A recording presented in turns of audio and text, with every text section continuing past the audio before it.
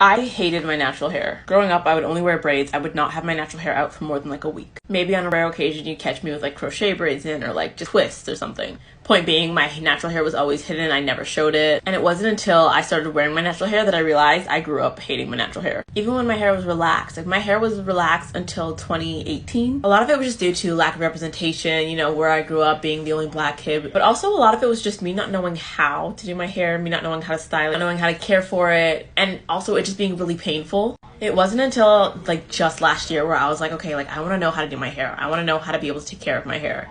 I'm 23. That was when I was 22. So like, don't be ashamed if you're like my age or like around my age and you also are in the same boat. It literally took me 22 years. I think one of the biggest things that made a difference for me was following creators within every niche that had my or close to hair texture. Like every now and then I'd be like, oh, you know, so and so looks so great today, like man, wow, like I want to try that hairstyle, you know, like I wish my hair could do that. But like someone who like represents your hair.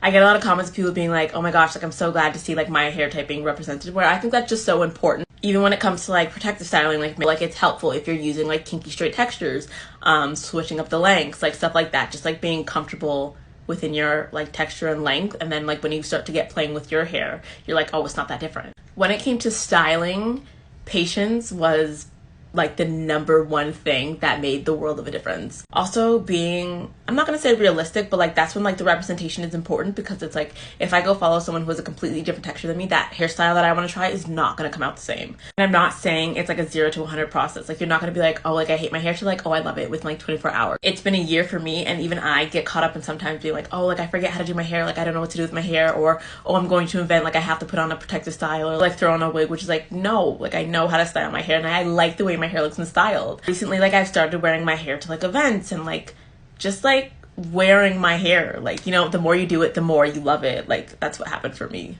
Also practicing styling your hair when you have nowhere to go. So if the style doesn't work or didn't come out how you want it, it's okay. It's very much a trial and error process. If you need styles, if you need inspo, my page is always here. You can also recommend styles for me to do, and I will be more than happy to try them out for you.